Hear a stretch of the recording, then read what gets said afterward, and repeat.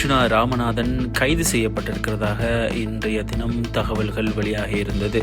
அவர் கைது செய்யப்படவில்லை, அவர் சரணடைந்தது குறிப்பிடத்தக்கது.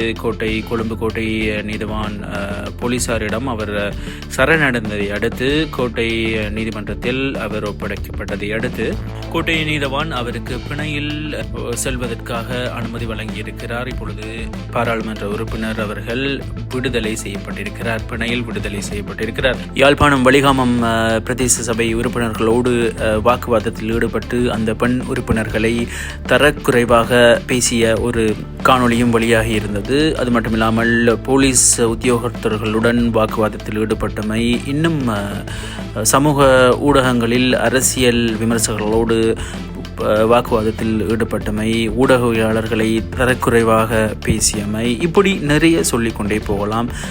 பாராளுமன்ற உறுப்பினர் அர்ச்சுனா ராமநாதன் தன்னிலை மறந்து இருக்கிறார் என்பது போலத்தான் தெரிகிறது. பெரிய காணொலியையும் இணைத்திருக்கிறேன். இது பாராளுமன்றத்தில் அர்ச்சுனா ராமநாதன் அவர்கள் பேசியது.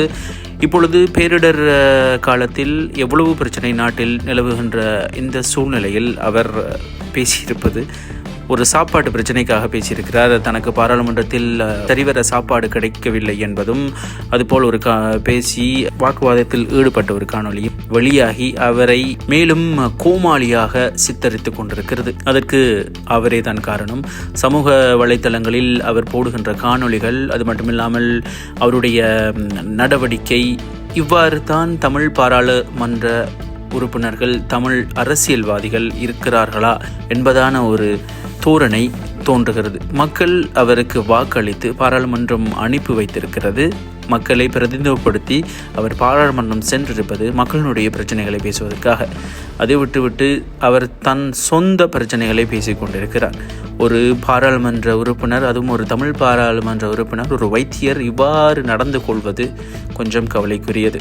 இனிமேலும் எங்களுடைய தமிழ் மக்கள் பாராளுமன்ற தேர்தலில் அல்லது ஏதாவது ஒரு தேர்தலில் நீங்கள் வாக்களிக்கும் போது யாரை நீங்கள் பிரதிநிதித்துவப்படுத்துகிறீர்கள் என்பதை சற்று கவனித்து வாக்களிக்கவும். இந்த மாதிரியான கோமாளிகளை நாங்கள் பாராளுமன்றம் அனுப்பும் பொழுது அந்த பாராளுமன்ற உறுப்பினர்களுக்கு வாக்களித்த அந்த மக்களும் கோமாளிகளாகவே பார்க்கப்படுவார்கள் என்பதில் எந்தவிதமான ஐயமும் இல்லை.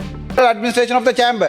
Madam මේ කැන්ටිමට කණ්ඩ ගියා රතුපත්තුයි මේ හොදියුයි මේවා විතරයි තියෙන, වෙන මොකුත් කන්න නැහැ පාර්ලිමේන්තුව ඇතුලේ. මොන මගුල් පාර්ලිමේන්ත මේක? මේ දෙකමඩ කණ්ඩ ගියා කෑම නැහැ පාර්ලිමේන්තුවේ. හරි ඒක කතානායකතුමාට කියලා අවධානය යොමු කරන්න. කෑම හදා ගන්න. ඔබතුමා කතා කර